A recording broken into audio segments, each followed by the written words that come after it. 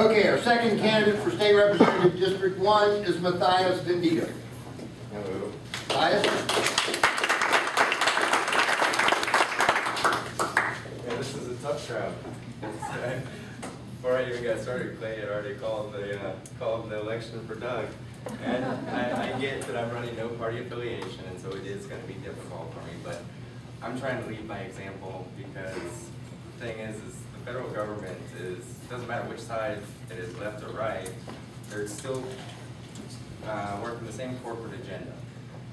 Still, we need to elect statesmen and not politicians, because we're all mad. We're all saying the Constitution needs to be upheld, but just as individuals, they're not listening to us. We need to take control of our state, and then as the state of Florida say, you guys have overstepped your boundaries. It's not in the Constitution. You guys can't be in the business of it. That's what the 10th Amendment basically says. How are both parties involved? Let's use the Federal Reserve. George Bush appointed Ben Bernanke. Obama reappointed Ben Bernanke. Okay? That is where the evil lies. That is where everything's going wrong. This is $1.25 from 1960. Okay? That was minimum wage back then. But it's 90% silver, 10% copper. People think that minimum wage has gone up all the way to $7 or so. But really, if you want to buy this today, it's going to cost you more than $25.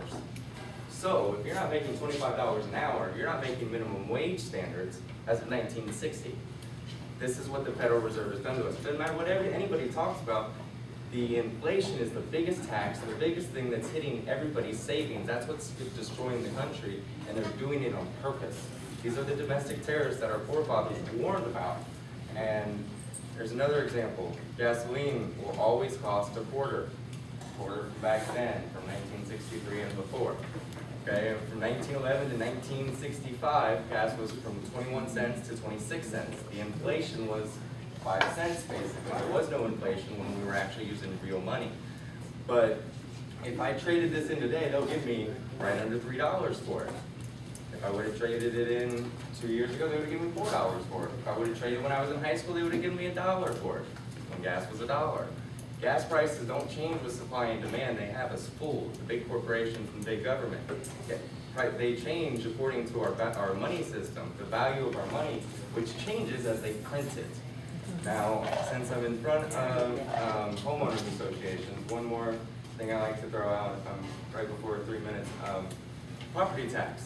This is the worst thing that we could ever put onto ourselves, and we didn't really. We didn't have property tax for the first 100 and some odd years because the Constitution protects life, liberty, and property. If you really think you own your property, even if you own it free and clear, stop paying the property tax. The real owners will come and take it from you, okay?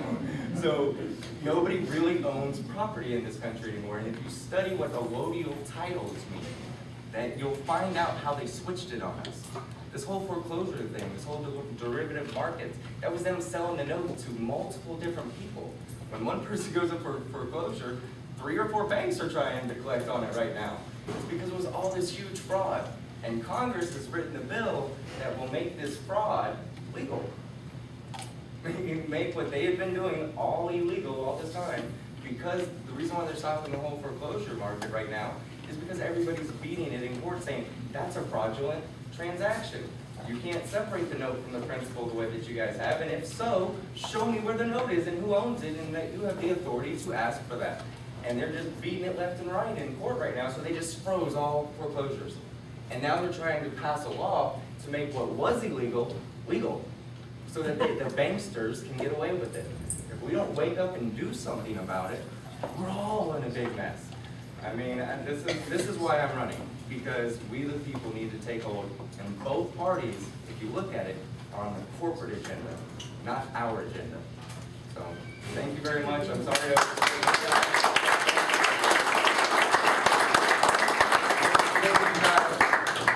Okay, I'd like to move on to the County Commission District 2. And again, just a reminder, the